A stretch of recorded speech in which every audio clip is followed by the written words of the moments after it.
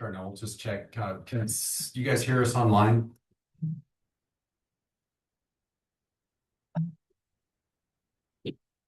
Oh, here we go. Thanks, Joey. All righty. It is July 6th, 2026, 9 a.m. I'll call a regular meeting of the Loras County Board of County Commissioners to order. Everyone, can you join me in the pledge of allegiance? I pledge allegiance to the flag of the United States of America and to the republic for which it stands, one nation, under God, indivisible, with liberty and justice for all.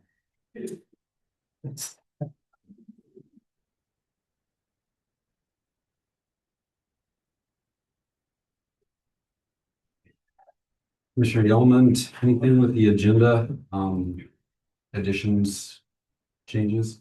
No, I didn't do that. Commissioner Davis? Nope. One thing, and it'll be contingent upon how soon it gets in, but it'll be an agreement with the complex incident management team for the fairgrounds, and if we can get the information in, the rental rate. But Keith reached out just a little bit ago and is going to try and find what the industry standard is and what they actually need that facility for. Hopefully we can get back in with him during the meeting, and figure it out. If not, other than that, I feel like that just fall under the new business. So I don't know. Make a motion to adopt the agenda as presented.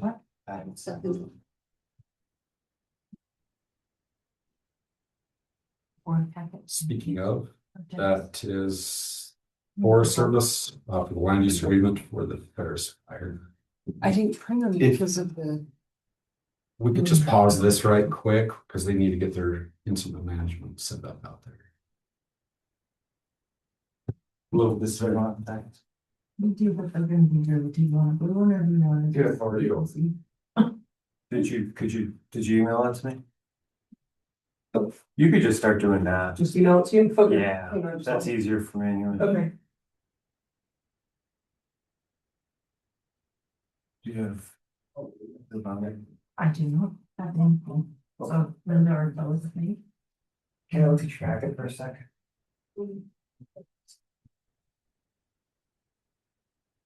How's Rico doing?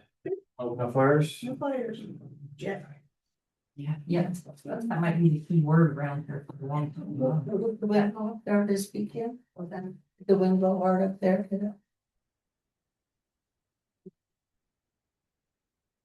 Yeah.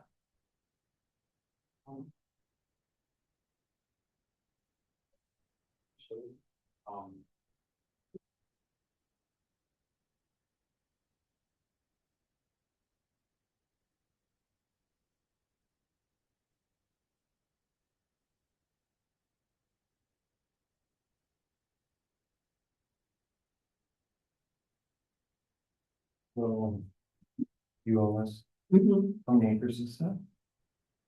Actually, 15. This is a subdivision from Vista. This is what we ordered. Oh, yeah, and then so are you creating this new parcel here?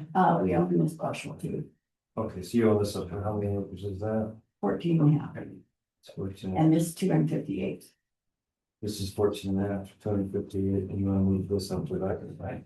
So two separate That is gonna be. agreements, Right. one for the public service Yeah, center we'll get it. and then another one forthcoming for the fairgrounds. Okay. Getting it. Public service center probably need to discuss what reimbursement rate would be for them to use. I'll look at it when you guys. I know that in the April meeting, Oh, yeah. Keith recommended no charge for it for the using meetings, Right. so. No, we just said, one yeah. if we ever made it allowed. Someday we're gonna Which, have to. I don't know, I mean, for a meeting, community meeting space, that sort of thing. We wanted to draw. Yeah, that's why we have it. It's got big rocks and everything. Told him I should call back and let him know. Oh, yeah. So we could grab that. Yeah, there's just. And he said, yeah, the fairground was something, so. It's not big simple. What I they're doing. emailed you that. Yeah, but then I just sent you the book. Okay, yeah, hopefully we don't have any other issues pop in like that, but we can get them taken care of as they do. Looking at expenditures, is there any questions with vouchers? No. Me either.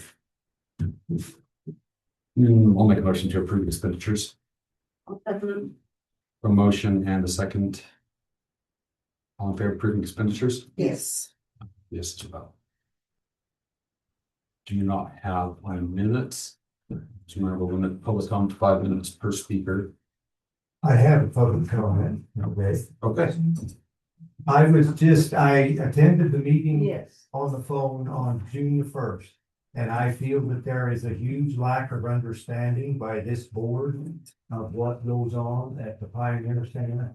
And with the director, the work that goes on there.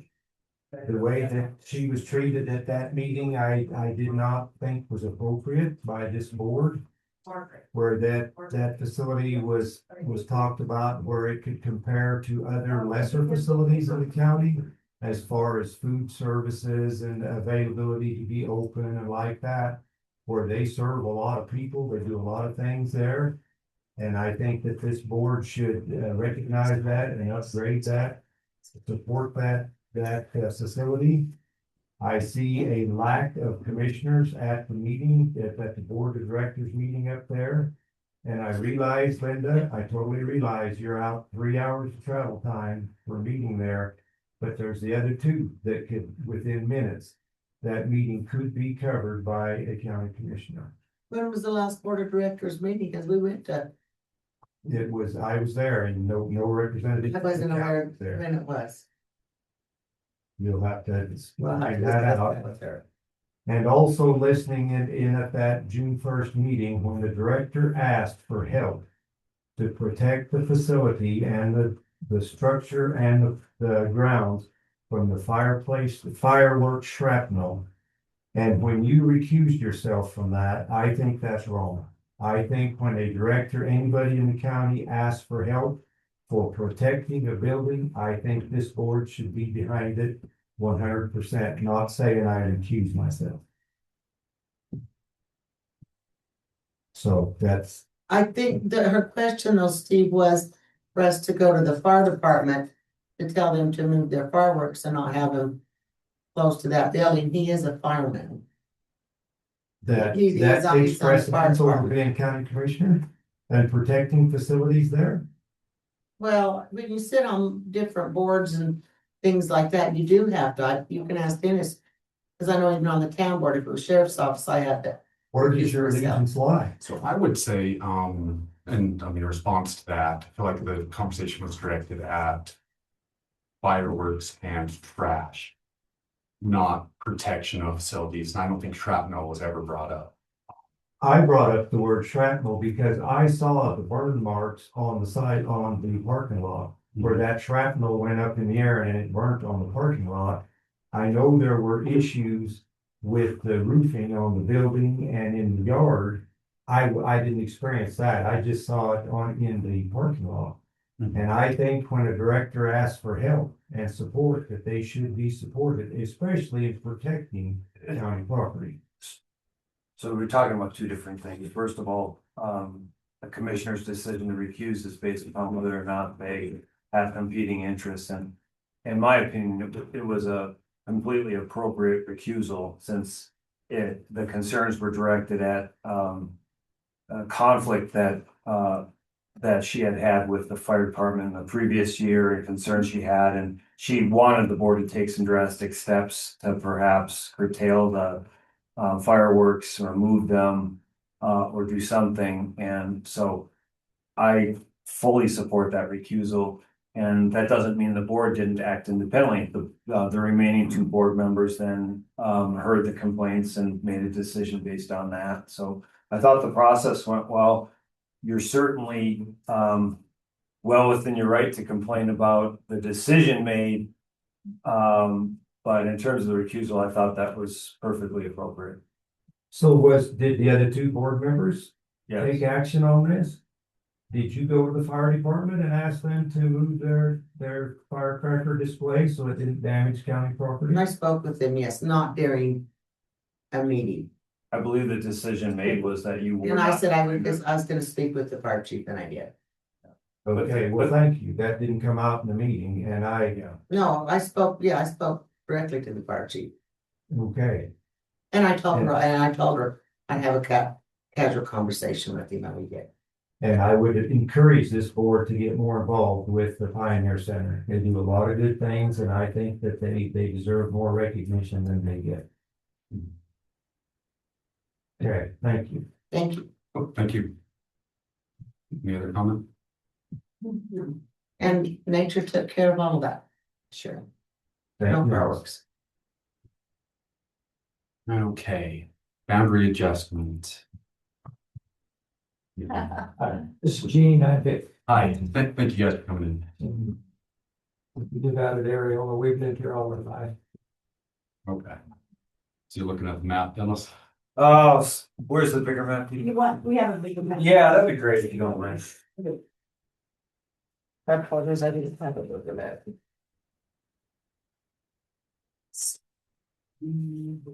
So then if you could just explain to the board, so, and then acreage is 248.257 acres on the main parcel. Right. And then you have a second parcel that's, That's right. a second parcel that's how many acres? No, up here. No, it's right there. Oh, so. Here's the road. And then your proposal for the boundary adjustment is It's right. this truncated down this blue. Yeah, just exactly. about like that, No, it goes right here. so. Okay. Yeah, and And this is the subdivision. It's not for the purpose of subdividing everything, it's just we'd like to get this acreage in the draw incorporated, if that's the thing, if it's when and if we sell this at the time. They don't want to ever sell this. Okay. We're redoing our will and everything, and this will always be in the family, but I suppose this will be sold at some point with the cabin. so the only purpose is to just keep the topography that's Yeah, over and here. increase the acreage here, and there's a trailer here, and Increase the acreage here by, 4 acres, I think, okay, 4.5. making this more of a rectangle and cutting out that little point. We had a new fence installed last year down here and we separated. How'd you get that? That's the merits. A long time ago, they sold that acre out of this 250 acres Oh, in merit. And now Ginger blacked out. And then this, let's see, we have a little access there. oh, I see. Grant Smith and 78. So, and then, so this would be combined with this, you wouldn't keep them as separate With parcels? this, yeah, this is. Yeah, with this, you wouldn't keep a separate parcel with. No, it'll all be one title. We'll have a title for that. Have we do a title for this? We'll get We'll have a survey. we talked to a surveyor, but he wanted to make sure it was okay with the board.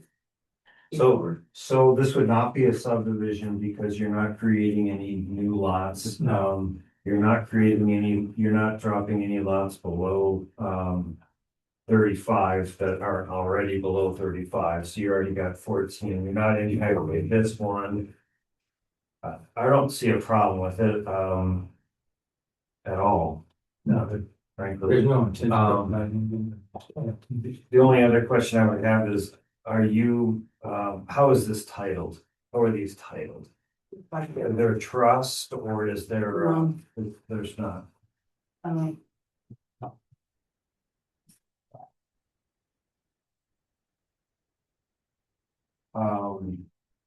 gonna guess, Who was your surveyor? The Holston, oh, yeah, yeah. okay, so you are a joint tenancy according to the, okay, according to the treasurer, you're a joint tenancy. So when you combine that into that, you'll do on the, either on the separate deed, a lot of title companies want a separate deed now. You do the boundary adjustment survey. And then sometimes Huddleston's will let you put the grant Sometimes it's fine. of this parcel to this parcel. That's what we're gonna do. Yeah, you probably, and just, we need to make sure that they do that in joint tenancy, otherwise you'll mess that up. Right, Steve? I guess, I'm not. We did that with you, remember? Yeah, Yeah, Oh, it'll be the same because. yeah, so just watch for that. Just watch for that. I don't have a problem with you guys from all legal. No. So there's a structure. Yeah, there is. El Paso Natural Gas had it, and they had 2 trailers up there with tops on them. Oh, If you've ever seen it. We got rid of one, but there's another one What, 30 in. Fire, yeah, we had. Yeah. I mean, if you can tell where my mind's at right now, I'm just looking at it and taking that off. I mean, it allows for a lot of, I mean, more continuous fire mitigation. If you're right. Like, want to do anything to protect that coming up that little drop. So, Yeah, this is all yeah. crap. Rusting gets on Oh, fire. Yeah, yeah. I know, Everything, I know. Everywhere. It's been mowing around our cabin, but you know.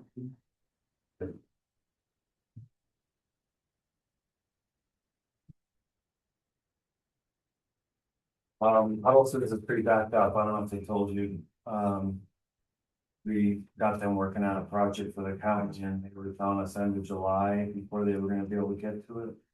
Well, we're. Yeah, we're not in a hurry. Yeah, the end of the year. Oh, okay. Who do I do this with? You check the difference. Let me throw. Let me go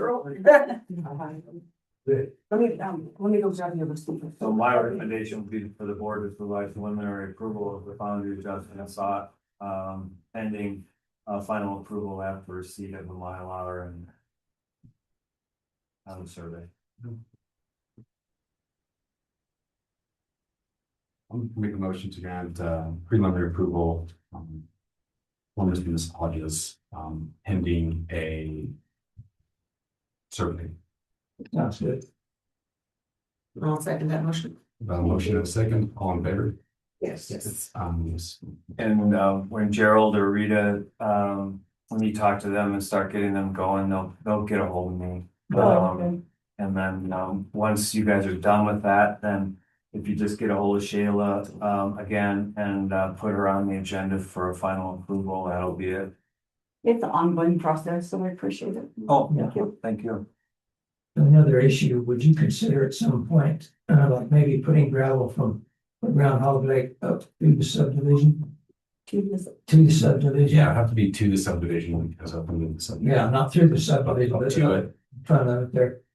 I don't think since we've been there in 97, I don't think there's ever been any gravel on it. Yeah, and that road that comes up by the store up to where the subdivision, the first entrance to the subdivision, that road is washed quite a bit. Mhm. It's gonna take some gravel and some to get that. Yeah, it's better next, shape. but it can be improved. I mean, Yeah, if it comes to where you could. yeah. Appreciated by a lot of people. Yeah, definitely. I mean, we can talk with Road and Bridge about that and see what the capability would be for that. Got a place up in Wolf Circle just up from you there. Oh, yeah. Yeah, so yeah, I'm very familiar. Yeah, that road can be rough, so. Yeah. Well, we thank you all. Yeah. Thank you. Adam Smoke, Oh, I know. And We're getting lucky so far, Gary over even, but yeah, I know. Pray for rain. yes. Waiting on Melinda or Uh-huh. is she She can should- be coming in? Yeah. He should be Okay. coming. Is she here today? No, she's filming in. I mean, in her office though. No. Margaret's not here. I think all of our business probably wait. We'll open that up and we're into a conflict. with Melinda coming in. Carpet. Yeah, carpet, haven't got the full quote yet with everything, I feel like. With everything going on right now. Priority for carpet, it's low for me. I like having it on there for continuous discussion. And then if the modify that, but it's needed, seasonal time, it's good for what. It's good to keep it on there and, yeah. Keep it on the radar, but, I guess so like, for me anyway, priority. I mean, it's lower than others.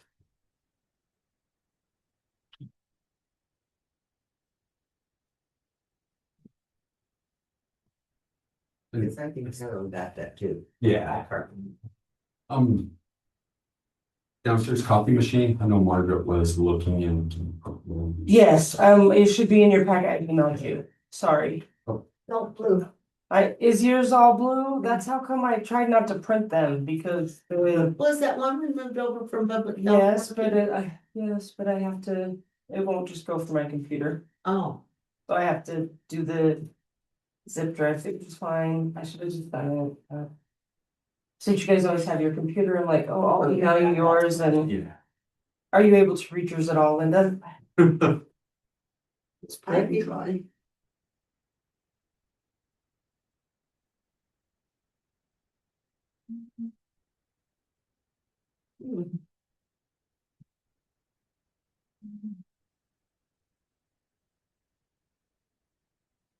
Because we acquired these from Elisa on I previous.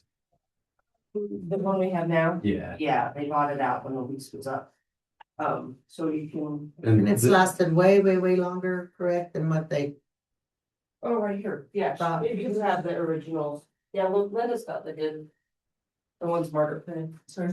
And it lasted way, way longer than, Oh, yeah, way longer, he said, what did he say, 500 to 600 copies is what he usually does, and I think we're almost at 900. 500,000. No, Or- yeah, sorry. Yeah. 100,000, yeah, How's sorry, yeah, sorry, but, and I think we're almost at 900,000 or something. But the bid to fix it, repair it was $5,600. And then, it's at end of life, I guess, so they won't Did make, repair for 5,600 and it looks like the quote for an outright purchase of a new one is 74. yeah, and I think it was refurbished, you'll have to ask Margaret that, but I'm pretty sure, but it looks like they're guaranteeing it. That refurbished, so I don't know. And I think. I could try to grab her, somebody else was calling about more area, I think. Needing more room for. Space, so Fire. I think that's what she's doing right now. Okay. Is that for the, His name was Adam Watts, okay, is that who you were talking to? for the, one, an IC center or? okay. Anyway, I know that's the last conversation I had with the complex incident team. Recommended the fairgrounds and they said it was not gonna be big enough. But they're well, something this isn't. yeah, the public service center definitely, or the road and bridge wouldn't have. Well, what is it, is they're pitching their tents and they have their, what's that, they're supposed to be big enough for, Well, they have 5 acres back like, there. that's what I'm saying. Yeah, that initial conversation was, he said wasn't enough. I don't know if that's gonna be a joint location for Babylon as well as our fire From center. Utah, Yeah, or what, but yeah, I put him in contact with Keith. So and I know they're at just trying the to work it out, Landing High School yeah, and all that area around there. I mean, we're looking at 700 firefighters there, and close to 400 here, so. I think Melinda's in. Oh, thank you. That's a batch. And I Yeah, think they're anticipating more fires. yeah, logistics.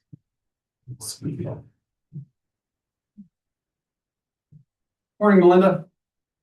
Amanda, Good morning. Thank you for allowing me to join by Zoom today. Oh, appreciate you being here. It's already starting out with, I mean, have some level of flexibility, everything that's going on, so, no, I appreciate you being here. Thank you. So in front of you this morning, you should have the record of proceeding for today's meeting. We are going over the May 2026 financial records. That second page there is our budget versus actual and expenditures year to date. Overall, our balance is still very healthy.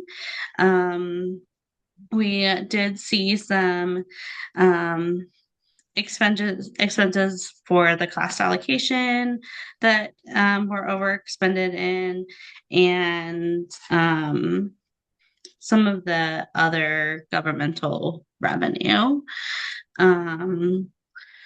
Those are things like just some unexpected costs, but some of the things that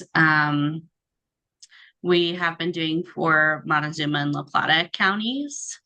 So that's where that other governmental revenue line or other governmental revenue line is. Other than that, the budget is overall very healthy. The next page is what will be sent to the Cortez Journal for posting. Just the expenses and checks that we've written out for the month of May. And then the last pages there are what our ending balance is in our account, and then all of the other checks that were written, but possibly not cleared for that month of May. So yeah, pretty straightforward this month. Nothing that was really unexpected or anything like that. Do you have any questions about the financials? No, I don't. Don't have any questions about financials. Nope, I don't either. Make a motion to approve the record of proceeding for July 6th, 2026, as well as May 2026 financials. One second. The motion and second, any other discussion? No, no, Hearing none, all in favor? yes, yes. And yes as well. One thing, been tied up with some other issues. Have you heard anything about move to a different percentage from the state? Any chatter on that? Yes. So we had a meeting last week as an association with some of the folks from state. Unfortunately, the federal government did some sort of back end calculation on the SNAP error rate. The state was expecting us to be close to like 3.3%. The federal government bumped us up to like 10.8, 10.9, which is unprecedented according to the state. And so that essentially like bumps us up enough that we're in that top tier reimbursement level from the federal government. So they are asking the federal government that to allow us to be able to use our 2026 numbers instead of our 2025 numbers, because our 2026 numbers are much better. We're down, at least according to the state, we're down in the 6% range for our error rate, which would be less expensive to the state and to the counties. So that then relates into what the county share would have to be for some of those expenses. They're still projecting around 20%, hopefully, for counties, and hoping to have us have some more details for us at the end, because we just finished the first quarter essentially for that SNAP payment error rate in 2026. So hopefully they'll have some more solid numbers for us, but that's what the projected amount was 20%, which is what I put in the budget this last year, was a 20% match. So Traditionally, that's been the standard. Do you know, or would happen to know, what other states saw a increase like ours with our error rates? I know that New York and I want to say Washington State, and there is one other, but they were also very high. I can look back at my notes if you want me to. Okay. And the reason I ask that is, I mean, with the federal formula for looking at the error rates, if it's similar to what we've seen with the feds looking at a specific set of states, and I'm not going to go as far as to say targeting, but I mean, if it's the same states getting included and penalized. I think that is an accurate statement, Eric. And they, I was just trying to look back through the notes here to see if they actually listed anything in the notes about those other states, but I'm not seeing it. So your statement is accurate, and it's like there certainly feels like there are specific states that are being targeted. And with that, the state government is also they're looking at all of their options regarding the back end calculation that the federal government did, including legislation, or I'm sorry, including legal courses of action. So I'm not sure what that exactly will mean for us, but um, they felt pretty sure that the federal government would allow them to use the 2026 numbers instead of the 2025 numbers. So Okay, just and just so you kind of have an idea, at a 6% error rate, there's no cost sharing between the state and the federal government. At a 6 to 8% error rate, the state pays 5% of the benefits, which would then be passed down to us. The 8 to 10% error rate, the state pays 15% of the benefits. And I'm sorry, 10% of the benefits, 10% and above, the state has to pay 15% of those benefits.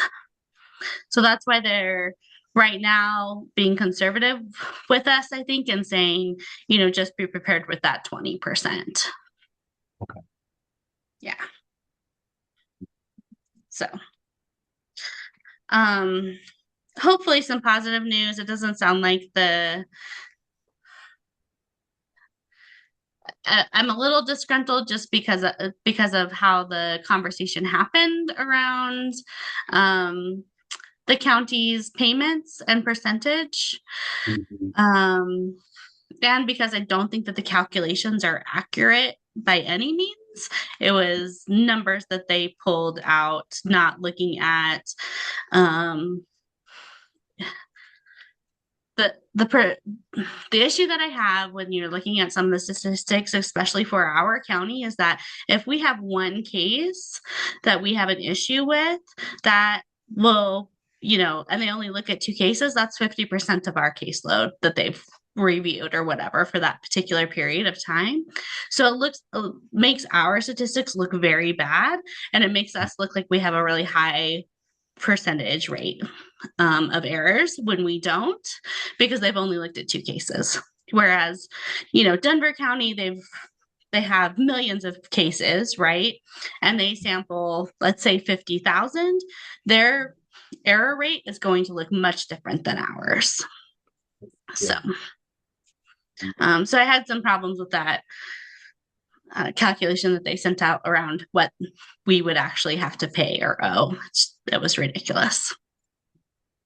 So hopefully they'll have better calculations for us in the future. There were a lot of counties that were up in arms about that.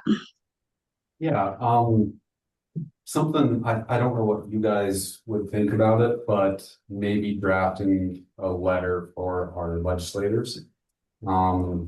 Conceptualizing the situation we're in with these error rates and what we believe it should look like. If that's something you guys think might be beneficial, we can sit down with Melinda and we can at least get something out before to front load everything, at least push it up the chain then. Okay. Yeah. I Okay. think something like that would be really supportive. And I know that Weld County has drafted a letter. If you guys would like to look at that, I can send it over to you, and you guys could go over it with Dennis, whatever you think is appropriate. Perfect. That'd be great, especially on the federal counties that are facing this and joint efforts similar to Mason counties and push with mandates. Yeah. And some other updated news, we were awarded $20,000 from the Rocky Mountain Healthy Neighbor Grant. I shared with you guys in a workshop that maybe that would be something we could apply for to get a possible one-time retention funds for staff. So I just wanted to let you guys know that we have been awarded that, and with your permission, I will sign the paperwork and they'll send us a check. And then we could work through the details with Lenore about how best to distribute those one-time funds. And emphasis on one time. It's not something that would be a reoccurring or salary increase. It's just a one-time grant. Does that make sense? One-time salary adjustment or something like that. One-time allocation. Yes. I think that needs to be discussed Yes. further. Yeah, Yeah, just sit down and see what ancillary costs are gonna come from that, if any, what it would look like. Okay. Yeah, I'm happy to do that. We can, maybe I'll schedule a workshop time with Shayla. Would that be best? Yeah, that'd be great. I am Okay. in loop Lenore in with that too. So we have an idea of what it'll look like, not just for that one-time payment, but anything beyond. So. Sure. Yeah, absolutely. And then we did finally receive our allocations from the state. It was not as bad as I was expecting it to be, honestly.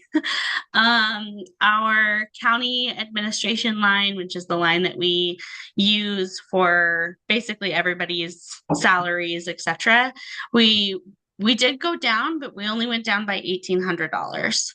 So that's better than what I was expecting, honestly.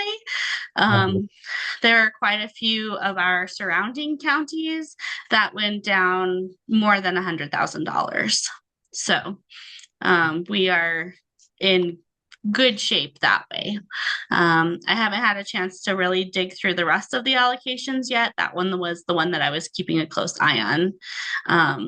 But I thought that even though we went down, that's pretty manageable. So I would like another digit to be added to that. Actually, so yes. very pleasant. Bad news, but it's the best bad news. Yeah. Other than that, I'm so sorry I didn't pull caseload numbers for you guys today, but I certainly can do that and email them over to you. Just as there's so much other stuff going on around human services. They did select a third party for the negotiation team around the human services reorganization. That third party contractor is North Highlands. I don't love their work. If I can be honest with that, they've done some historical looks around like salaries and some other work specifically around the Colorado Benefit Management Program. My concern is that they have a tendency to sort of push the small counties off to the side and just focus on the big 10, big 11 counties. And so I really hope that the commissioner, and I can't think of her name at the moment, that is representing our small counties, will really be a loud voice in those meetings. Oh, Karen? Is that? I think that's right. Okay. Yeah. Jennifer? Does that sound? Yeah, Jennifer. Okay. Yes. Yeah. Yeah. And then we have the small county human services director is Michael Aragon, and he's very good at advocating.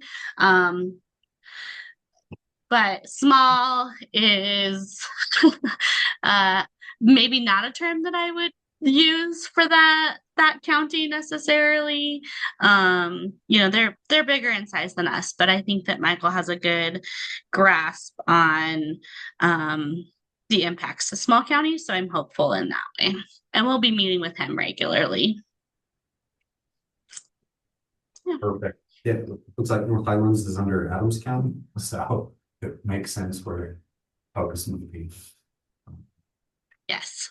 Yeah, and they've gotten a lot of the state grants and projects in the past. So they're people we're used to working with, but I just don't always love how they do the work. Okay. I'll reach out to Commissioner O'Hare and just follow up and see how we can That'd do be- it. Thank you. Yeah, and whatever I can do to be supportive, we'll certainly do that. Um, I know that everybody probably has more time constraints that they want to talk about some other things, so I will let you guys go. But do you have any questions for me before I jump off? No. I don't, yeah, anything else we can throw it into the workshop? I should maybe have like a preliminary budget numbers to you guys by then. So I can work up a preliminary budget and get that to you. The only other thing is I have not heard, like on my end, I have not heard anything from Majors and Haley about our yearly audit yet. I left a message for them before I went on vacation. So hopefully they are also just on vacation and will get back to me soon. So, Well, then they picked up our expenditure book last week. oh, that's So, interesting. yeah, so, they'll They probably be reaching out to you very soon, I would imagine. Okay, yeah, they usually try to do ours first and then the counties. Yeah, they usually do. So, Chris called and asked about our, expenditure book last week. I think Thursday is when she came and got it, or Wednesday. okay. All right. Yeah. Interesting. Well, I'll try to reach out to Lori again tomorrow when I'm back in the office. Sounds good. Okay. All right. Thank you guys. I appreciate your time this morning. Hope you have a good afternoon. Perfect. Thank you. Thank you, Melinda. Bye.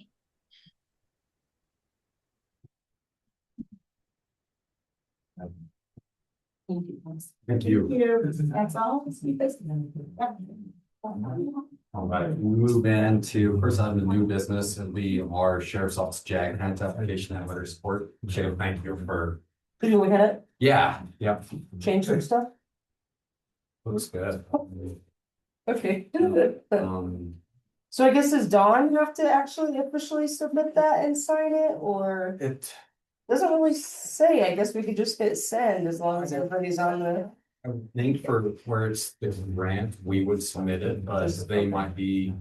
Like just the facilitator manager of that grant, but we would one actually.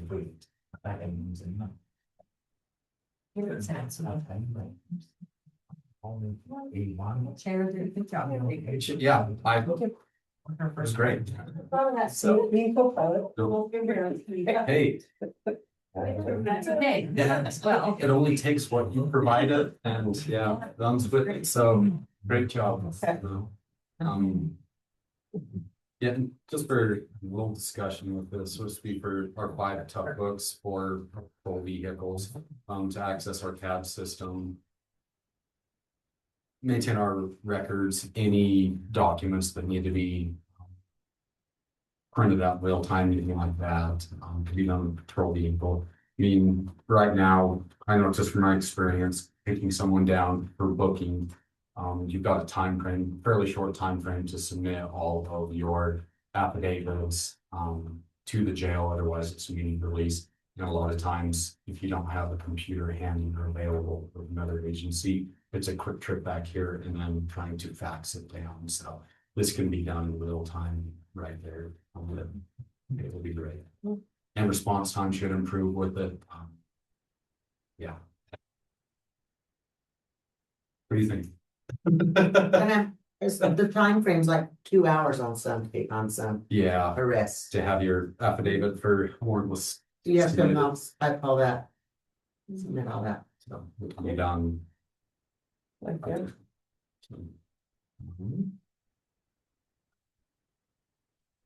Something we need approval on, or just our letter of support for the sheriff's office for submission? I think just your verbal, yes, you're good with the grant would work, and then if we thought maybe if we attached a letter of support, it might be a little bit Check the mark. better, yeah. So, guys are good with it, that's all we need to know. Okay, I'd make a motion to support the JAG 2026 Tough Book grant for the Board County Sheriff's Office. And I'll second that motion. Motion and a second, any other discussion? None for me. Hearing none, all in favor? Yes. Yes. Yes. We talked about it briefly with Shayla. I think you were on the fire. But the copy machine, Shayla said it looked like they could attempt to fix this one for 5,600, Yeah. but the new purchase is 7,400. Yeah, and this one will be end of life at the end of the year, and then the parts, unless they have them in stock, will not be, there will be, it's done. But Yeah. I need to know if you guys wanna lease one, you wanna purchase it, what do we wanna do? Cause we need to have one. I see the lease, I mean, 36 month is 253, 55. 48 month, 217, and 60 month, 187. Direct purchase is 7,400 with a monthly service agreement of 194. And I don't know if we're going to do the service agreement either. Did you get a chance to check on? Owners, is one of those, because. With the service agreement, it is good, but I don't know if it's. $100 and whatever a month good, because if we go over on. Prints, we have to pay for those. Yeah. If we need a service, that's free, but if it being a new machine, we should need a new service for several months, so. I don't know. We would hope. We would hope, right? I don't know. So I don't know if the agreement is the way to go, because in the long run, I I mean, mean, similar to some of our other lease agreements that have held Yes. traditionally in the county where not everything is covered and we still own. yes, exactly. So I'm not real sure that's the route we need to go, but also upstairs is having issues with theirs. Theirs is going to be end of life next year. Middle of the year next year. I don't know if we, and I think Do we they get don't. discount for getting two? Two, I can ask. Yeah. We can discount for two. Yeah. So, Two. that's up to you guys. We can get that one fixed, I think, for quite a bit less than what this one down here is going to be, but Well, we run into the same issue where it will be defunct. yes. When it gets One to ton. end of life, yeah, Okay. so, I would think we look into a current discount. Okay. You could get a penny for giving two, Okay. maybe. Yeah, pay outright, okay. And if we don't go with the service agreement, what is our plan for, do we have a contact that can come in Yes. outside? Dean Schlegel comes in, we pay him $180 an hour to come fix it, but even if we did that in 6 months, that's still cheaper than $150 a month for a service contract. We buy our own toners, which can run us, a couple $100 every 3 or 4 months, whatever, and then we don't have to worry about, oh gosh, we made way too many papers or copies. We're gonna go over, and their overage charges on their prints are very, very expensive, so. Anyway, just need some direction. And I feel like we haven't had any service calls with Dean, at least in the last year. And I have his number on speed dial now, so. and you know what? We are- Anytime he does a wonderful job. Yes, he's very, very good, so. What do you So, think, Linda? So we're gonna get two for, if we just don't. It's like, see if there is, I mean, if it's gonna be just 1 year behind this one, look and see what that would be. I'm in favor, but I don't know if that's what I mean. I like getting rid of the service agreement, I think so the too. $200 a month. Yeah, and if he comes in for X amount, what, 160, Margaret, you said? Yeah. Yeah, just right there. And I think we could probably. Always go with the service agreement if we find out in 3 months that, hey, we're really using a lot of toner. I don't, I think it's definitely better to not. I mean, times throughout the year, months that are, Yeah. we're gonna go through quite a bit more. I Yes, mean, absolutely. Fair. Fairs, It's a big month. rodeos, summer, yeah, Yeah, that's a that'd lot. be a lot more than Yes. December. Okay, and we'll find out what they've got going on and we'll let you guys know. Perfect. Thank you. No, thank you. That's great. I mean, We won't get- we definitely, Yes. definitely need one. Yeah, It's getting pretty bad. It's getting pretty bad. So, All right. Thank you, Margaret. thank you. Good for you, Danny. Are you leaving?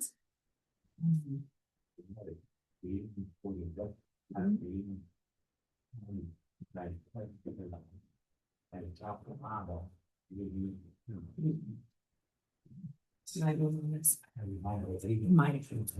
Oh. Well, at least everything done. Okay, and it looks like our resolution number 07-26-01. You transfer funds from the lodging tax funds to the general fund. You know, that $30,750. So that was the 30,000 we give to the Duck's Nest and 750 we gave to Pick and Hook. We had that in the budget, is what we were going to transfer to them. And we did that already, and we just thought to keep things so we don't forget in the fall. Yeah. And we usually do those, we'll just do it now. So moved. A motion from Commissioner Elman to approve resolution number 07-26-01 in the amount of $30,750. Transfer funds from lodging tax funds to the general. That's second. I'll second that motion. Motion from Commissioner Elman, second from Commissioner Davis. Any other discussion? Hearing none, all in favor? Yes. Yes. Yes, as well.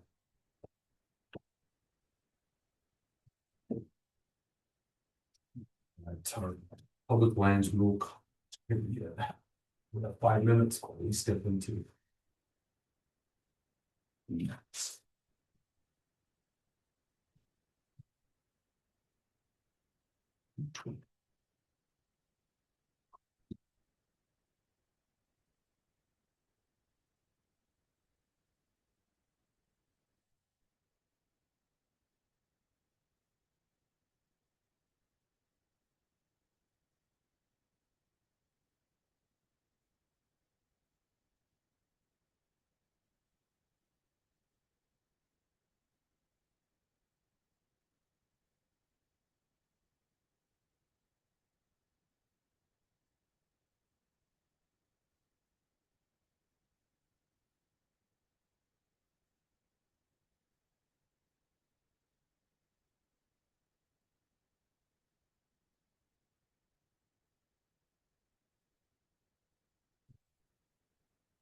August 20th, yeah. Looks like industry standard for, federal command center for IC. If industry standard, if using electricity and the building, approximately 1,200. If they're not using the building, it'd be between 5 or per day. Per total. Which building? That would be the fairgrounds. What's industry center? If they're using utilities and a building, 1,200. If they're not, just the grounds around between 5 feet. Fair restroom there. They took out porta potties. They bring their own. They bring their own showers, they bring everything. They, yeah, set up a lead. Are they asking for numbers up front? Yeah, I know, I'm anticipating they're gonna ask for numbers up front with the fairgrounds. They asked for it up front with public service center. So. But they do have their porta potties out there. Mobilizing, so, How many are there? Is it a bunch, isn't it? yeah, 15 or something? yeah. So they have a bunch of trailers that they'll have meetings in and stuff like that. Yeah, they've got tents, communications tent, you know, I don't know if they're gonna be tying into any of the Wi-Fi anything out there. So They bring their own little they're satellite dishes. they can operate independently of really any utilities or structures sometimes. So I don't know if they would want to use the building. Or you want. They were in there the other day, but I don't know if that's just because they didn't have the setup. Yeah. And you know, They've been looking to see what the capability would be for actually using it or not. yeah, almost said, yeah, they were hot. And, you know, they just said they had like air mattresses set up inside the building and stuff. Oh, so cannot use them. But I don't know. But you know, usually, well, the Stone Creek Farm, you know, when you guys were there, it was just a field. I mean, it was a city. Well, that's what it is. And then like the helicopters are landing on each side. It's impressive. In the mountains where it's cold. No, that's true. It's cooler, yeah. Well, even at the Dolores Firehouse, they had tents set up behind the building for communications and to be segregated operations, so. They're That air makes- conditioning. Yeah. The southern's air conditioning. Yeah. I'm sure would be nice, I would imagine, if it's 110 degrees and, Absolutely, and windy. Probably a lot hotter than that next to that car they're shoveling around. so are you thinking about voting on this and offering it to them at a certain rate? Yeah, I think, or at least we would probably be in some type of consensus about what. I think I would amend the agenda and address it right now if you want. Perfect. And then also to what we would like for the public service and, because that they are drafting a, agreement and probably need to move back here fairly soon. For future meetings, not for our last one. Would be reimbursement for the last meeting in future, meeting, but I think, I don't wanna go don't back on. think we get charged for for the public service center for our community meetings and that, that's a direct benefit. It's totally up to you guys. I don't know what public would be in terms of charging for the fair that and all that either. I don't know. Is the public gonna be happy about that or I don't know. I know they are paying, we could ask Keith. A large amount for the Dolores Firehouse. Yeah, I mean, that's an industry standard. I feel like it's common practice. I think if you stuck with the industry standard, I mean, and you said that was the Yeah, that's coming from a couple of emergency managers. that's acreage or by square foot of the building or. Similar facilities, like facilities. I don't think it's broken down into the specifics, but like facilities. We typically a lot of them are in fairgrounds. So.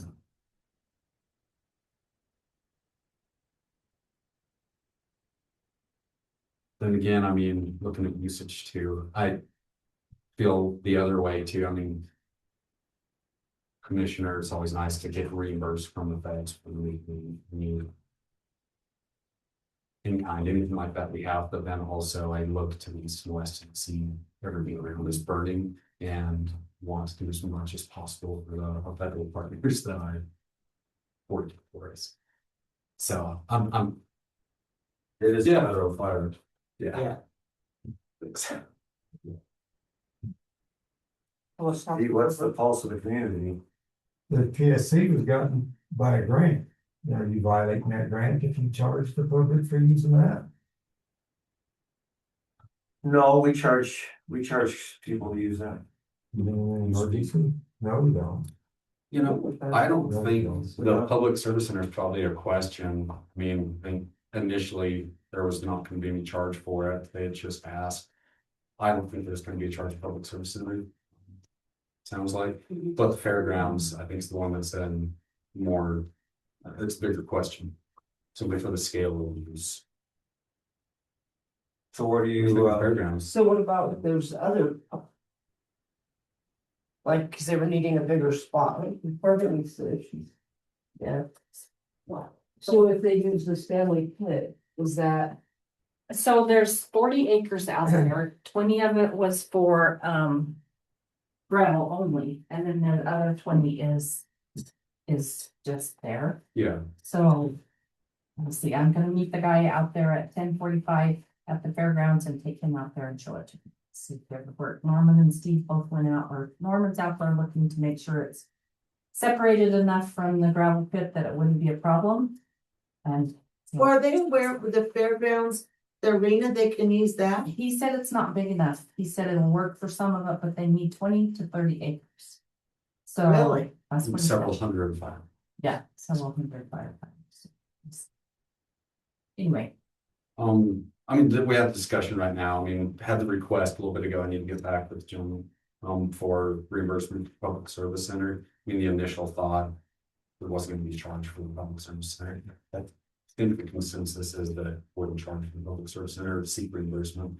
But the fairgrounds, industry standard, sounds like if they're using the facilities, $1,200.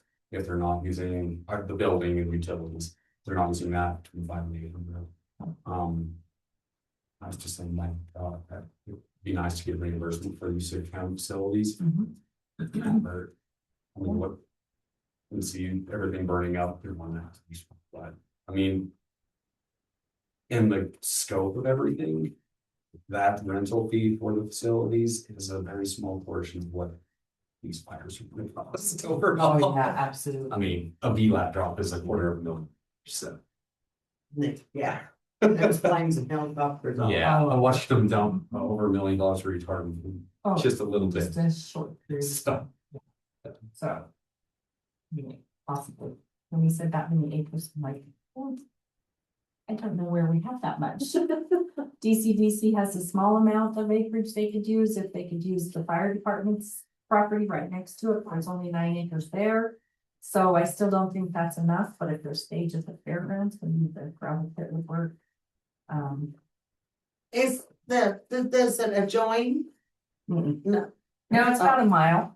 okay, Yeah. I can't, I keep it in my mind, but yeah. No, it's not very far down there. So So you've got that residence right next to the fairgrounds there, maybe that cause them some consternation or. I wouldn't think. I would think maybe more traffic in and out.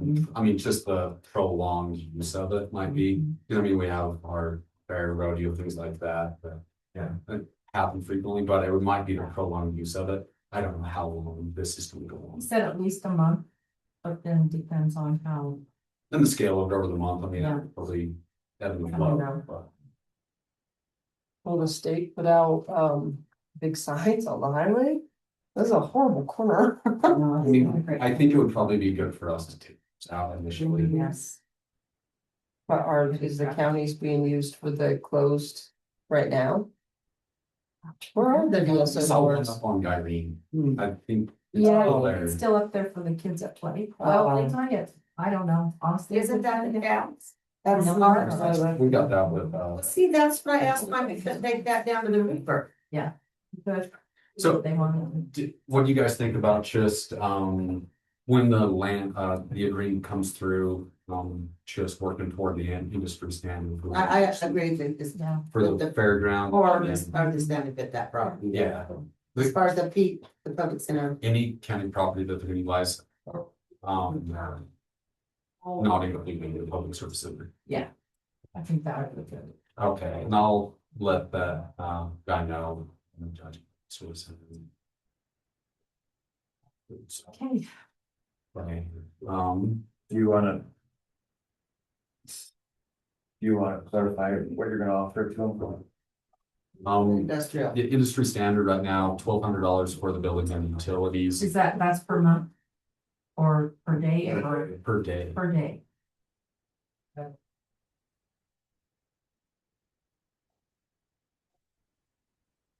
Do you wanna do you wanna make a motion on that, or do you feel like? You just confirm this per day, I believe that's per day. And then they also asked about, because where I live, we have that little property that's right, 25 acres of blank field. And I said, can you look at that too? And he said, yeah, you can look at that too. It's close to the fairground, so whatever. So anyway, I will see what happens. I wanted to know if there was any fire restrictions here. No, burn away. Fine. Hey, Wow. just wanted to put that out there. Next to you. Yeah.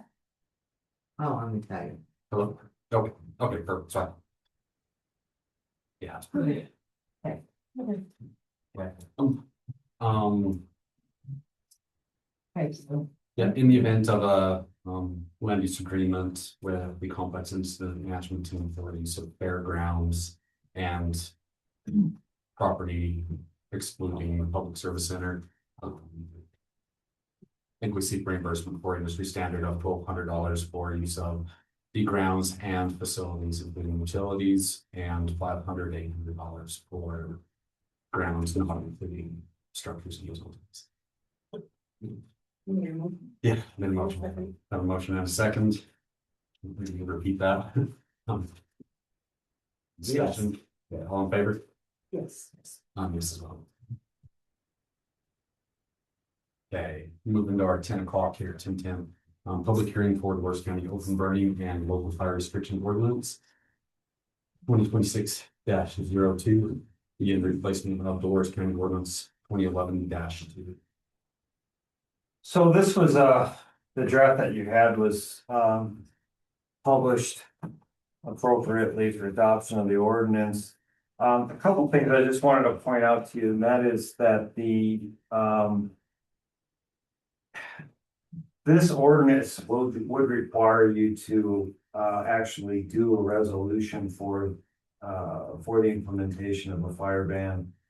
Every time a fire ban is put into place, it does provide for the sheriff to, in an emergency, declare a fire ban, but then at the next meeting, you would have to actually do a formal resolution. This is different than, the current practice. The current practice, is that the sheriff simply, puts the fire ban in place, and I think you guys, sometimes you'll approve it or not orally, on the record, but you typically don't do a physical resolution or an official resolution. Part of the reason that this does require the resolution is because they, since this adoption of the current fire ban, they've changed a couple of things. One of them being, if you want to ban fireworks, basically from May to the end of July, you have to make specific findings that you're banning them for that period of time, and you have to make some findings. I don't know why that is. I think they must have had a strong fireworks lobby or something. Where it's the only reason I can think of it. Either that or it's maybe just a patriotic. That's the thing, like, my first thought was, well, obviously just be freedom to celebrate. Yeah, so the statute basically means it says, to prohibit or restrict the sale, use, and possession of fireworks, including permissible fireworks, for a period no longer than 1 year with all or any part of the unincorporated areas of the county.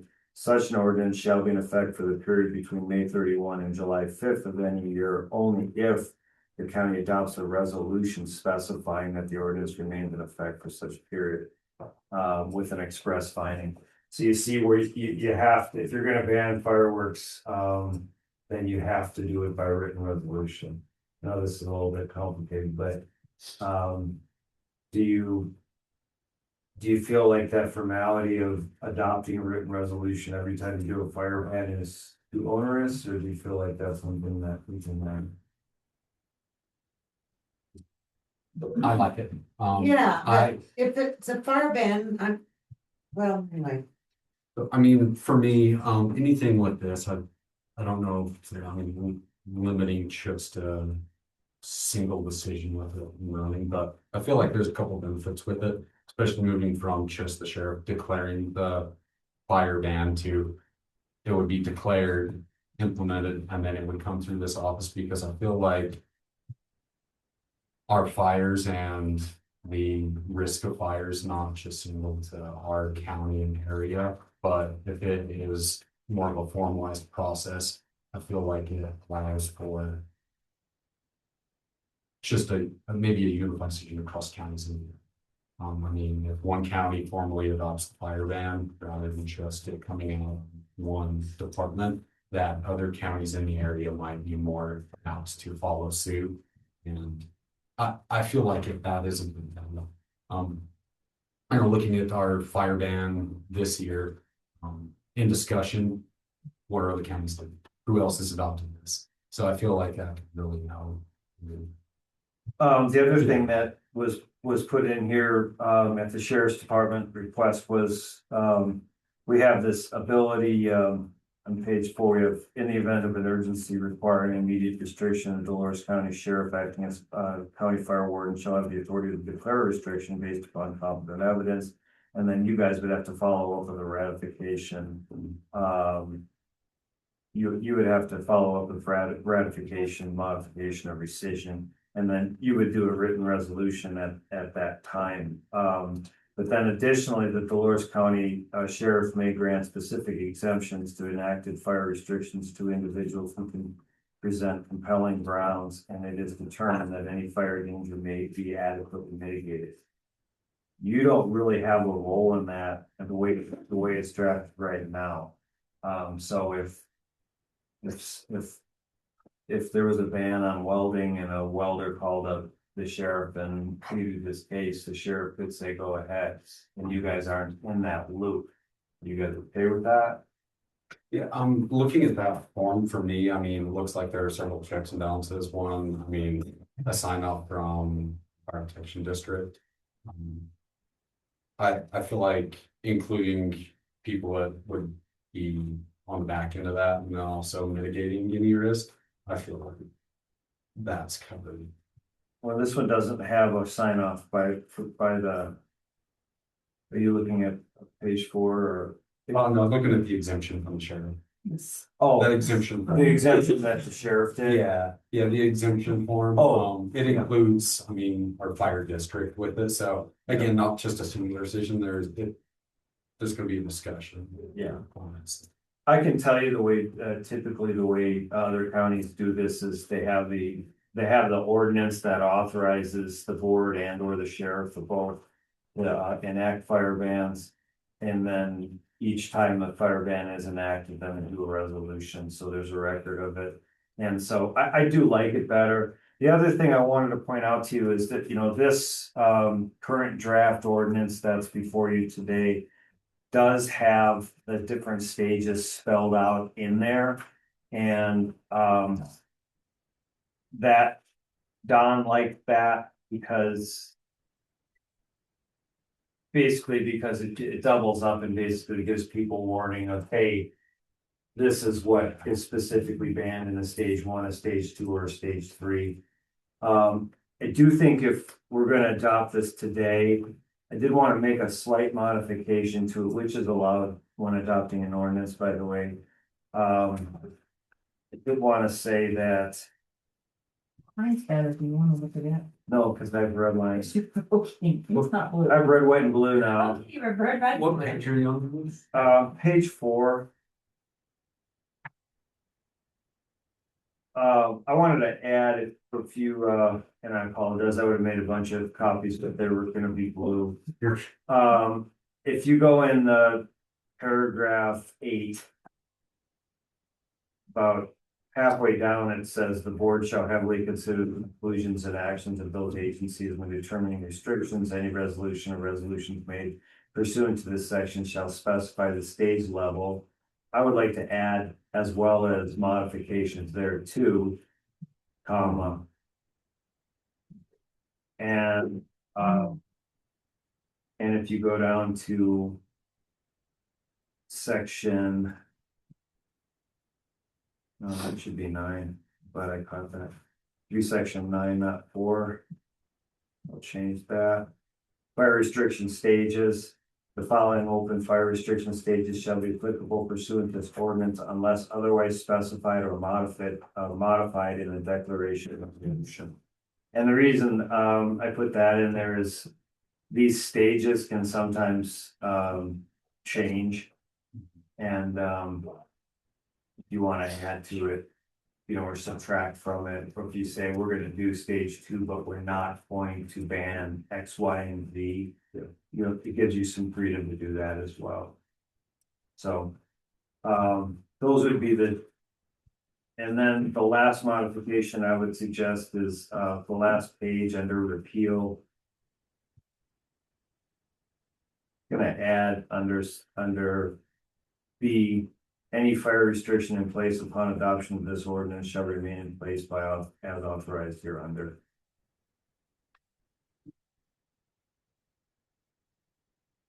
And that way the current restriction will just continue on, if that makes sense.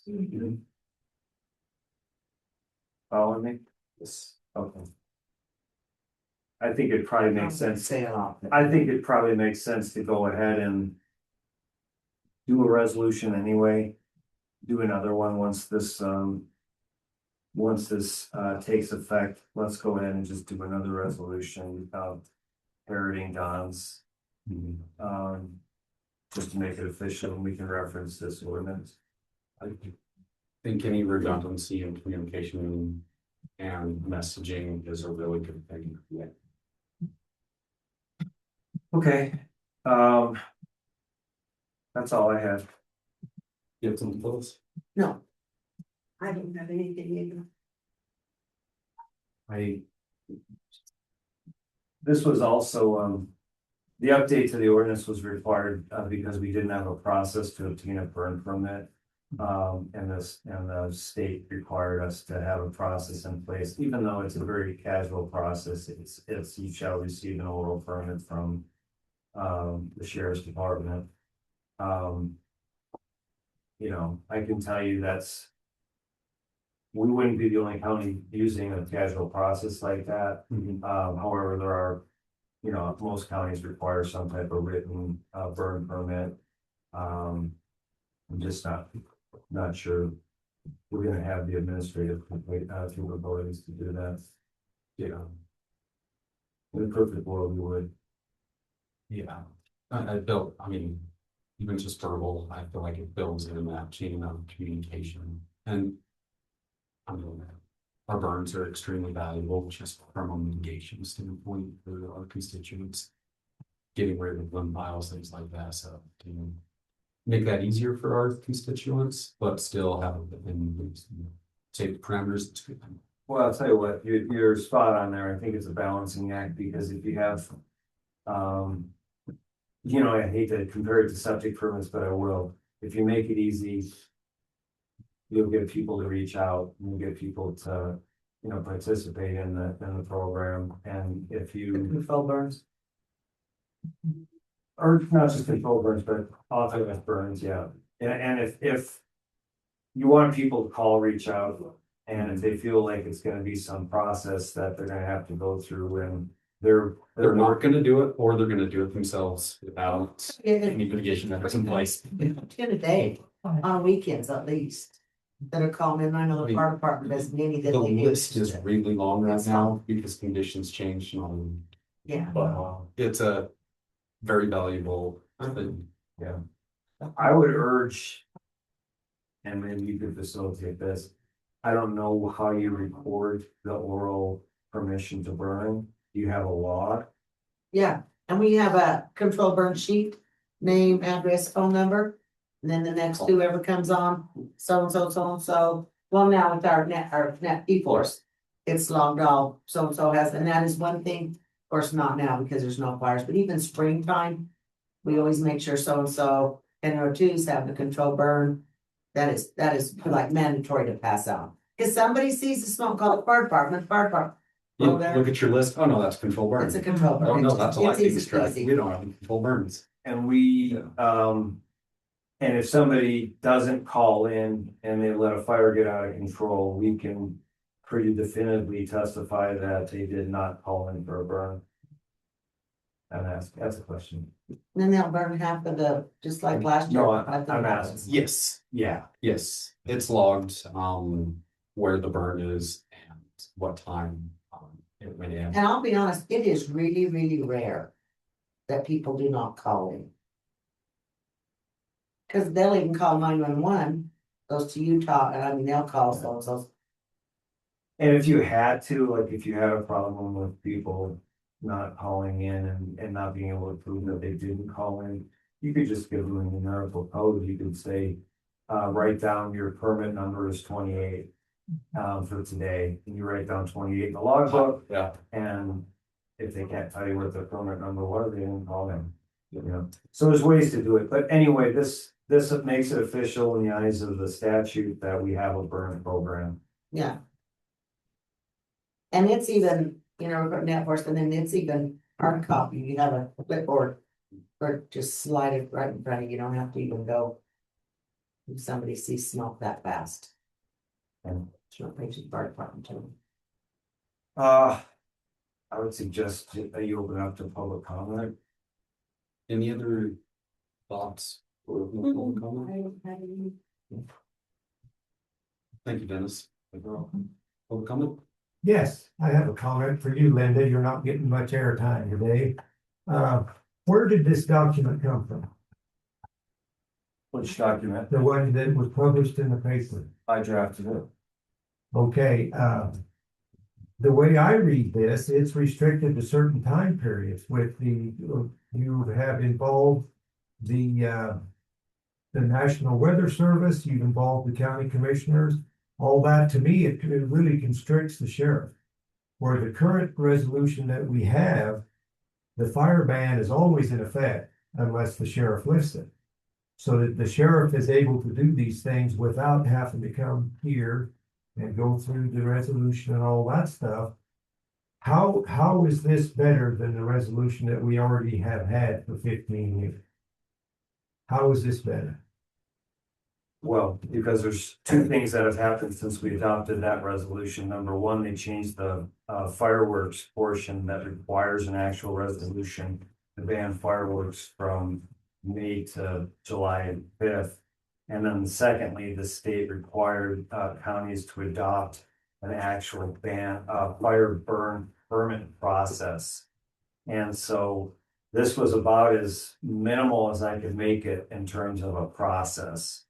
But otherwise, the only thing this changes from an administrative position is that if the sheriff, anytime there's a fire ban put in place,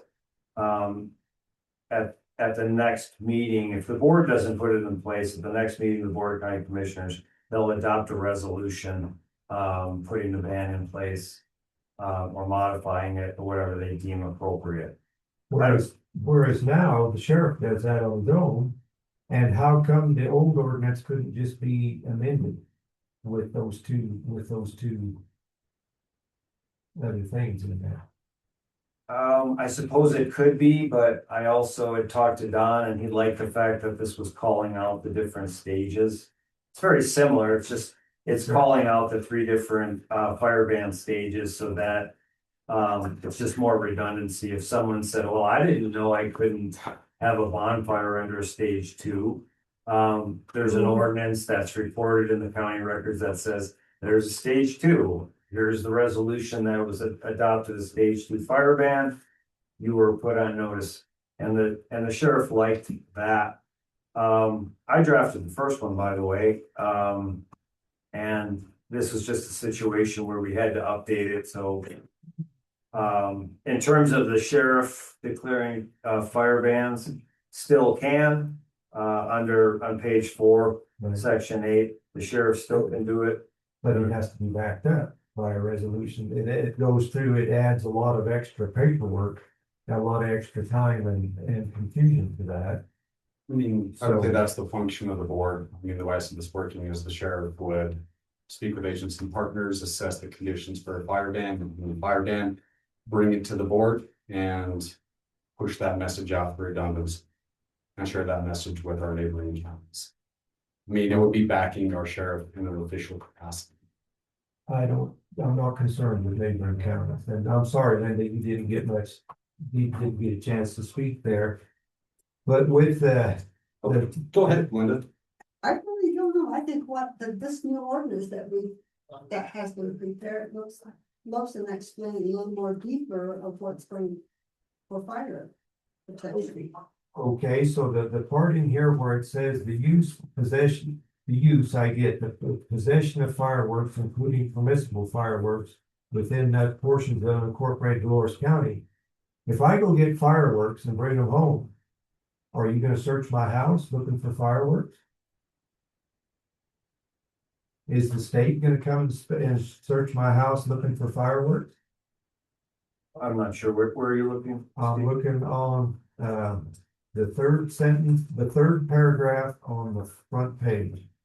Whereas in the CRS authorizes the Board of Commissioners to prohibit the sale and possession of fireworks, including permissible fireworks, within these portions of unincorporated Dolores County. So if I just purchase them and take them home, is that against the law? Are you gonna come and look, are you gonna come and search my house for fireworks? Well, I can tell you that comes right out of the statute, 3015-401 M7. And yeah, the county has the ability to prohibit or restrict the sale, use, and possession of fireworks, including permissible fireworks, as Right. defined and during a certain period of time. I suppose what that means to me is if our sheriff is driving around on patrol and he sees some kids that are playing with fireworks in their front yard, he doesn't have to simply say, you can't do that. He can take them away from those kids. That's how I read that. No, my point is if I get them and I wanna set them off on Christmas Eve, are they gonna be illegal for me to have them in possession until Christmas Eve? Well, as long as you don't shoot them when you're not supposed to. But it doesn't say that. It says possession. So, and then, Use and possession, I think the word is use, unless you're planning on, if you're outside using them, that's the use and possession. And what I would say, I mean, you mentioned somebody coming into your house and I mean, for there to be having that circumstance, I mean, the law enforcement officer would have to have probable cause established and have affidavit for. so if there's another probable cause, if the cops are there for some reason, is that going to be an extra addition on there? Just like, how many times do you hear, well, there was a house fire and there was a wood stove in that house? It doesn't matter whether what started the fire, there was a wood stove in that house. That's what I'm getting at. So I had a question on that part.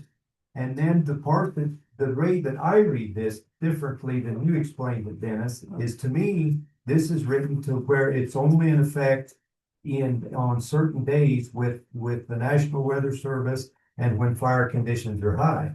Are you saying that this is in effect all year long? No. So there's two different things going on here. There are some things that are automatically banned, always without any action of the board or the sheriff, you're not allowed to do certain things. And that's where you have the list, I suppose that's what you're, and that's page 3, section 5. The following activities are unlawful at all times within unincorporated Dolores County. Engaging in any prohibited activity when banned in stage 1, stage 2, or stage 3. Right. Number 2, initiating an open fire without notifying and obtaining a verbal permit from the sheriff's office. Number 3, no person shall initiate an open fire in unincorporated Dolores County on a day when red flag, high wind, temporary fire ban is in effect. And I think we should add one there. Isn't there a new one called? There's a new one called something else, red flag, high wind. But if those conditions don't exist, I can't burn even on a snow covered day when I got a pile of limbs or something like that. I still gotta call the sheriff. Yes. And then the open burning of any trash, rubber, plastic, tires, asphalt, shingles, insulation, or similar dense or toxic smoke producing substances by any person, firm, corporation, or other entity is prohibited. So you cannot burn anything on your property at any time without calling the sheriff and saying I'm burning. What about a burn barrel? A burn barrel would be contained. Well, when we burn trash in a barrel, we always call the fire chief. I mean, if it's in a burn barrel, would it be considered open burning? No, it's in a barrel. Open burning would be a pile out on the grass. So that is not. So then it's not applicable. Okay. So can we put burn barrels in here? No, it's already listed under open fire, page 2. But it's not an 3C. open fire. Listen, page 3, please, 3C. Open fire as used in this ordinance, term open fire, setting fire to any grass, wood, or other combustible materials outside of an enclosed structure. Right, it's an enclosed structure. Correct. So that means you're okay if it's an enclosed structure. Okay. And then another question I have here is on the use of the stoves. On page 5, under section 2, I guess it'd be 5-2. Use of a fully enclosed sheep herder stove with a 1/4-inch spark arrestor type screen. Where can I purchase a spark arrestor type screen? Probably variety of hardware stores online. And that it'll say spark arrestor screen. Yes. And the same principle goes like for dirt bikes, is it the same? Screening, yes. It's a spark arrestor. I I mean, think like wherever sells dirt bikes, they sell. yes, and you I'm can not talking usually. dirt bikes, I'm talking. But it's a Spark spark arrestor screening, you can usually get the mesh screening and cut it yourself, or a lot of times they will come pre-cut for whatever your application. And that's gonna qualify as a spark arrestor screen. It would be a quarter, I mean, if it's a stipulation of a 1/4-inch spark Screen. arrestor screen, then it fits. But what's the difference between a 1/4-inch screen and a spark arrestor screen? Probably the label. Okay, can you show me where I can get that screen? I have never seen that. Rockford Chimney Supply. These are all out of the state. Right, but if you adopt them now, we're stuck with this. No, you're already stuck with it. Where we because don't know this stuff isn't even available. When Don says this is a stage 1 or a stage 2 or a stage 3, that is included in that stage. We don't even have to say it. That's included in that stage. And I understand that, but that's when a stage is declared. Yeah. So, Yeah, those are for stage restrictions. okay, so with Those are those just- stage restrictions, then this doesn't apply No, that does apply in the stage restriction. in the state, but if there's no stage restrictions, it doesn't apply. Correct. Okay, Because you can burn it right on the ground if you want. If there's no, If there's no, Yeah. if there's no restrictions. but you still have to call it in if you burn it on the ground. If it's in an enclosed barrel, then you don't have to call in. another question I've got is on page 6, number 6. Use of a motor vehicle off established roads, motorized trails or parking outside an established parking area. Does that include my field? Can I not drive to my field? It's not an established road. If it's in a fire ban, that you're not allowed to do that, then you can't drive into the middle of your field and park your truck over, a dry grass field. You cannot do that. The same way you can't go out there with a welder and start welding a fence surrounded by dry grass. So, yeah, it applies to any areas in unincorporated Dolores County.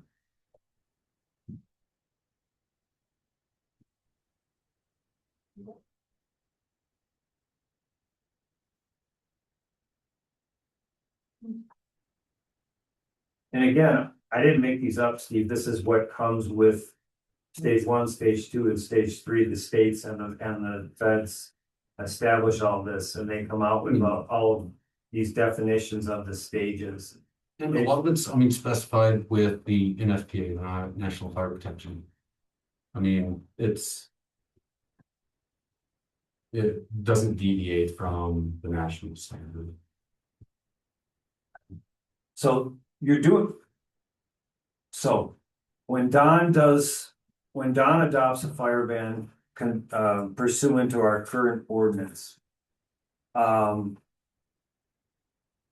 current ordinance just doesn't call out what a stage 1, stage 2, stage 3 is, but it's still the same banned activities. This just lists them, enumerates actually what's in the ban. So it's no different than what we have now, if that makes sense. Well, I was just trying to understand it. No, that's why we're here.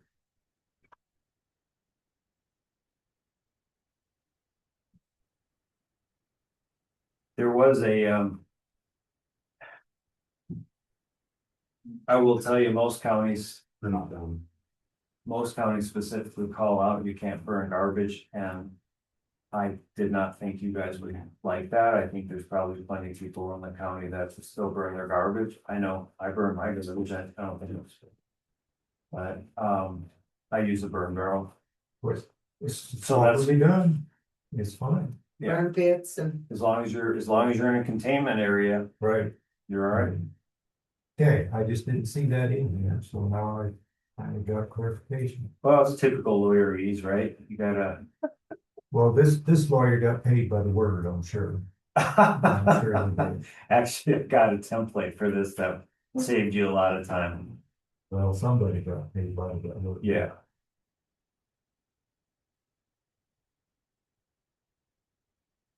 I did wanna question. I think. It's not only red flag, high wind, if they also, Critical fire weather, that's, yeah. No fire weather watch. Yeah, and it incorporates some of your relatives' humidity. There are a lot of factors that go Is that what into it's called? that designation. Well, that was some of the, I looked back on some of my notices and it said fire weather watch, you know, to be in effect for today or whatever.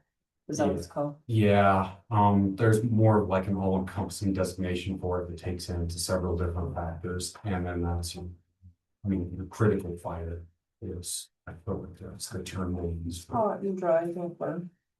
What, I mean, Yeah. I don't want to go down that rabbit hole. There's some, yeah, crazy things, what we're experiencing right now, what we've experienced this year with the amount of time we've spent in that critical weather period as opposed to condition. It's insane. Okay, cool. so what I would, if you just give me a second, I'll get that language, cause I know what it is. No. Ah, just a minute. That's all I had. Thank you. Right. Thanks, you guys. See ya. Thank you, Sheila.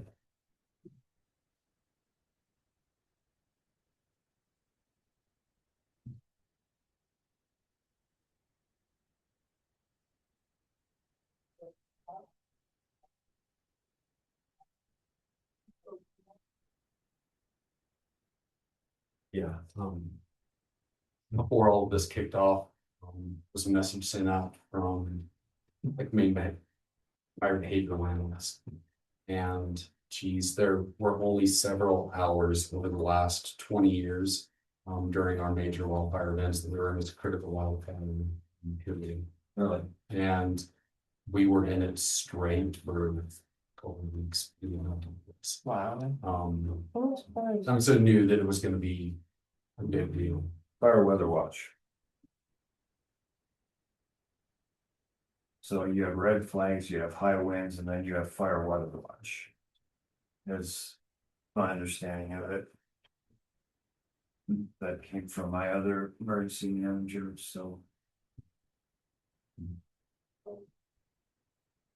So in ours, I guess, what I'm saying is I would like to.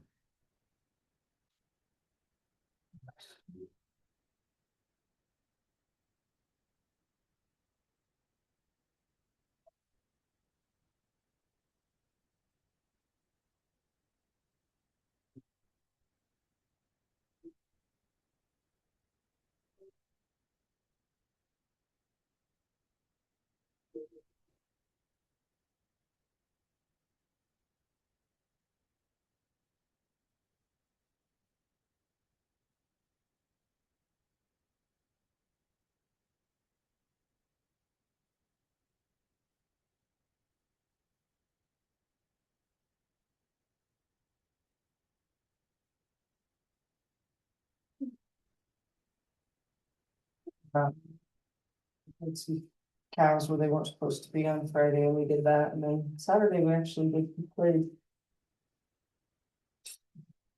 was nice. How about you? We just stay home, all of my sisters do that together and. I saw, my campaign and my. In the parade. yeah, I saw some pictures, quite a few people posted pictures of the week of parade, must have been pretty good. Yeah. Yeah, good. Not one single pop, Good, nothing. Good. Nobody tried to do further. good. I mean, at residential. That's good. I was worried about it on the mountain, but it was a lot slower than I thought it was gonna be up there.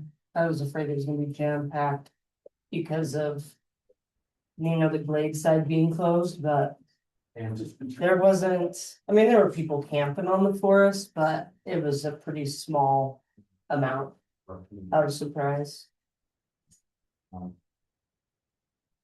The road was busy. We were messing with cows Friday and then people going up. It felt like a lot, but I don't think any more than usual, so that's good. It's dry up there though. I mean, it's miserable, dry. So the fire's pretty much dying down on the south side. I mean, there's still some smoke, but. I think where it started, it's dying down right there where Yes. where it began, Yeah, but then it yeah. just keeps. But it's spreading this way. Did you guys see Aspen Acres was human cost? Really? Where is that one? That's over by Pueblo. 85,000 acres, last I saw 155 homes. I have a friend, 55 homes burned. I have a friend It's the who number got one evacuated. fire in the country, number one priority. It's a big deal, 0% containment. I don't know. Was it arson or negligent? Just thought it caused. Have you guys seen the town of Beulah over there? No. Completely surrounded by fire. Like town of Rise evacuated, Colorado City's evacuated. It's insane, that fire. Which side of Pueblo is it on? Southwest. But I think it's pushing up and it's probably directly west of Pueblo at this point. Directly west of Pueblo, so is Canyon City area at risk? All I that? think Canyon City might be on a stage 2. But I mean, you're talking West Cliff, It's right there. right by West Cliff and everything? Well, where does Lenore's sister live? Chandra. Somebody said she got evacuated. Wetmore, West Cliff, Canyon City, I don't know. I'm asking. I don't know. I know she's somewhere like the other side of Lawrence is right there. I mean, evacuated, towns of Coal Creek, Rockvale, and Williamsburg, and Fremont. Orfano, Apache City, Pueblo County, Colorado City's evacuated. The town of Beulah, town of Rye, Custer County, Wetmore, Bishop's Castle, San Isabel, have all been evacuated. Oh, and they have a ton on the bay. What's on the right? It's Canyon City. No, it's just geographical areas on the waiting list. It's not listed specifically. It's like, east, let's see. Car 69, intersection of Red Rock Road, east I-25 and I-25 north to Pueblo County line. Wow. So, I mean, they just haven't listed they're ready. It's just the interstates up north. Wow, that's bad. Yeah. Have you been to Bishop's Castle? No. Yeah. Is it cool? It survived. Did it really? Yep. So far, it survived. Saw pictures of it. I'll bite my tongue, but I'm not sure. I've been there and I find it hard to believe they let people climb around on it. It's very. From the pictures, it looks kind of something out of the Tim Burton. Yeah. Dr. Seuss. A lot of maybe curved structures. Not a lot of building code compliance. No, No, we're. we're waiting for bills, then we'll do this ordinance, unless you guys have any comments on It's the in public comment. conversation out with Film Commissioner Rochi. About that's the town of Beulah. You know, all of this is You are kidding. burned. Yeah. I have a friend that lives in Ryan. They got evacuated. It's number And one they're, priority. where their home was. The map shows that it's burned. But they don't know. They said they won't be able to go in for maybe probably even 2 weeks. But surely if it calms down, they'll be able to go see, but that'd be scary to not know. you know, not know how you move forward and insurance is gonna be insane. Well, so they helping you. I know, it's sketchy. I wonder about on the mountain how many people don't have insurance. Because the insurance companies have dropped them because of where they're at. Is that the fire? Oh, That is evacuation. This is all, so yeah, this has all been evacuated. Fire is burning. I'm not sure. Oh. I don't know. Yeah, 0% containment. It is, just, Well, it's reported, that's crazy. Yeah. probably, Yeah, I've seen some videos of that one. it must be, I don't know. I mean, if you've seen the columns, I mean, that's- here and like Babylon Fire, you'll see one and then it just continues. It's like maybe the size of, 3 or 4 of our, convective columns just burning along one route. It's a big fire. Yeah. I keep thinking they're gonna get, I mean, I'm not saying they're doing it wrong, I'm just saying every day you think, oh, they're gonna get some containment on it and get it under control, and then it just Yeah. flares up again. and- Historic conditions that are prohibiting any of that. I mean, looking at your humidity going up overnight, puts a little bit of moisture back in the fuel, so you don't see those explosions. Not seeing that. And I think I told you, our, our fuels are 2.5% moisture. Like for reference, kiln dried lumber is 8 to 10%. Well, yeah, see, that's what it's, Extremely combustible materials that there's no reprieve overnight with humidity, anything like that. It's just getting hotter and drier every day. that's what I said, the soil, at least on the mountain, is not like normal drought soil. I mean, it is completely depleted of any moisture. Yeah. I mean, it's just, it's dust. And every day it's just getting worse. Yeah, and you can see it, you can look at it, and even where there's green vegetation, bless you. It just, it's heartbreaking to me, but. And I don't have a degree in forestry, but even me that knows nothing, like at the farmer's picnic, the trees were crunchy. The trees were different feeling. Does that make sense? So what if this is like the Dust Bowl? We would only be in our 3rd year cycle of a 10-year, 7, 8, 10 years. Okay, well, that's.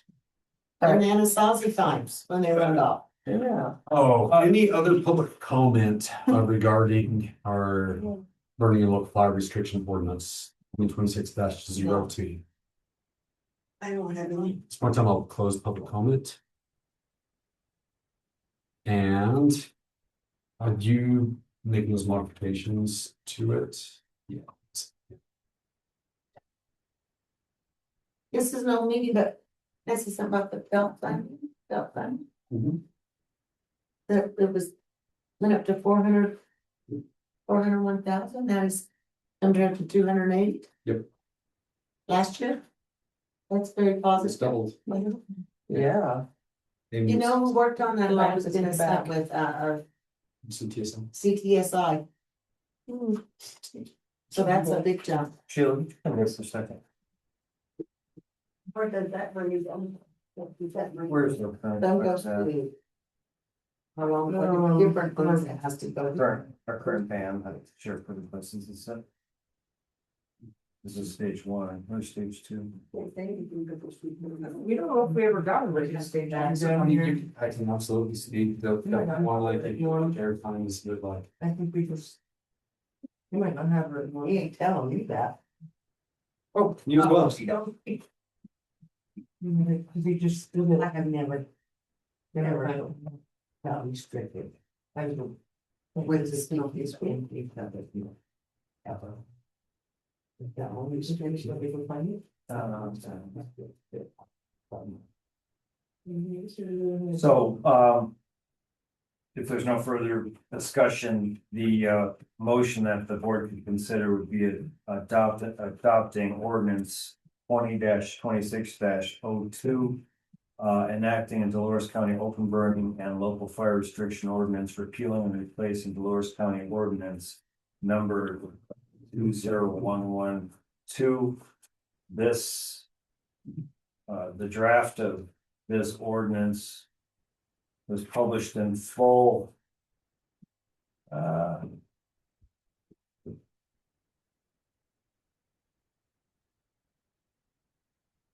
was introduced, read, and ordered, published in full in the Cortez Journal on the first day of June 2026. The, after discussion today and hearing input from the public, there were several amendments to the published version. I'll quickly go through those amendments for the record. Page 3, this would be section 5, small a, triple I, would be an addition. No person shall initiate an open fire in unincorporated areas of Delaware County on the day when a red flag / high wind / fire weather watch temporary fire ban is in effect. That would be the first amendment. Second amendment would be in section 8. About halfway down the paragraph, any resolution of restrictions made pursuant to this section shall specify the stage level as well as any modifications thereto. The next amendment would be section 9, right below that, and that was previously mislabeled as section 4. Section 9 now says the following open fire restriction stages shall be applicable pursuant to this ordinance unless otherwise specified or modified in a declaration resolution. The next amendment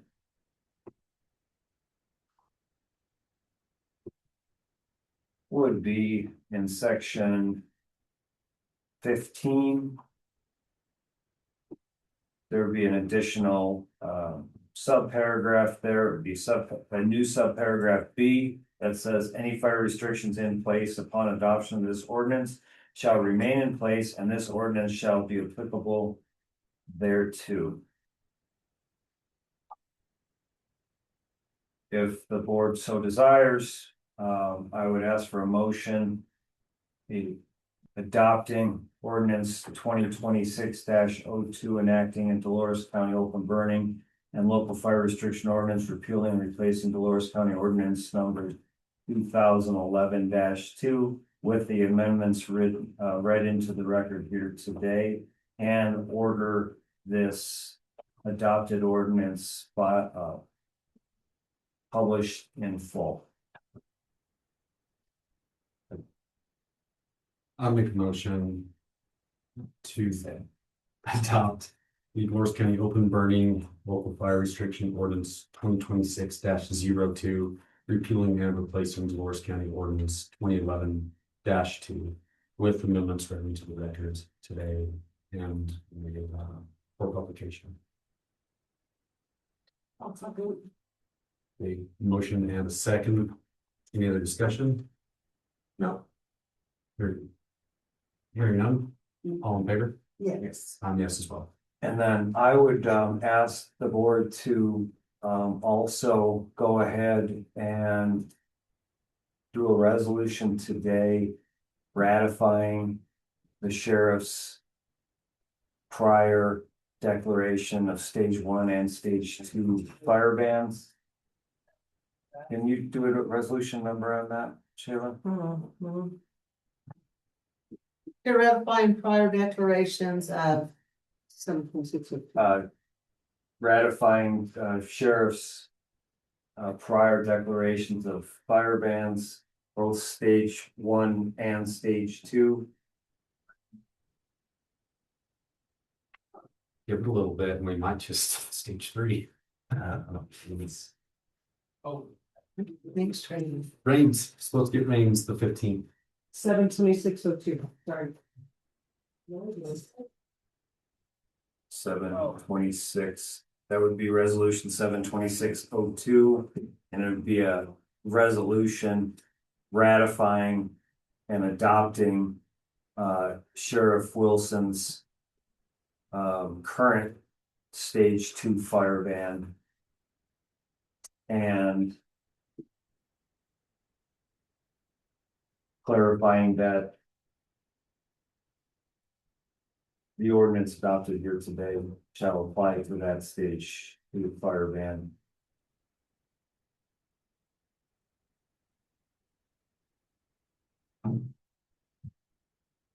Make a motion to ratify Sheriff Wilson's stage 2 fire ban, fire restriction. Numbered 7-26-02. In accordance with our ordinance put in place today 2026-02. Someone gonna make a second? I'll second it. We have a discussion. Could you put something on the record regarding credible evidence of threats of fire danger, et cetera? Open discussion, yes,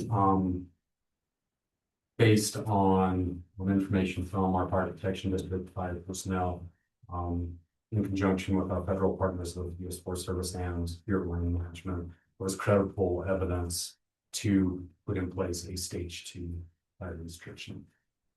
Would that fire restriction also include fireworks beyond the period of May 31 and beyond the deadline of July 5th? Yes. Fireworks would extend beyond the deadline. Is there a high fire danger? There is an extremely high fire danger. There is an extremely high danger of fires actively burning as well as risk of fires. Good. A motion and a second. All in favor? Yes. I'm yes as well.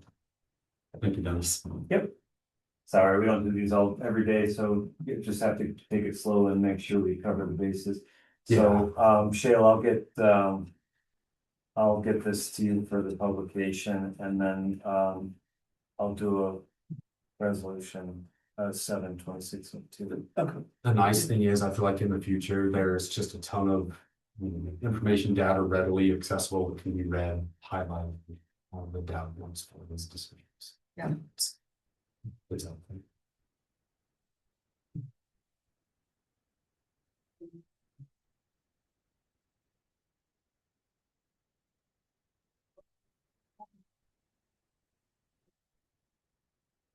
With that, any other business? The dumpster carpet, you guys gonna We- try we got that. You did it? No, we laid down a table. It is.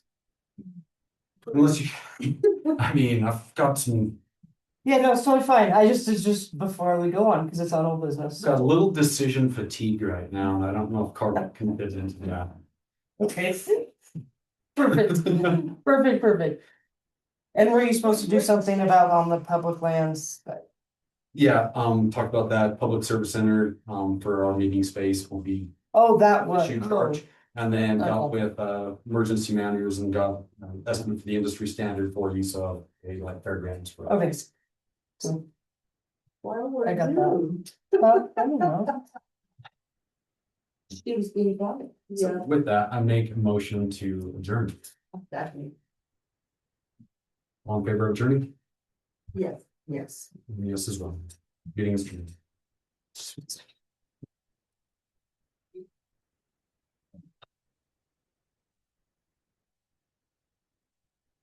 Sorry, Joey.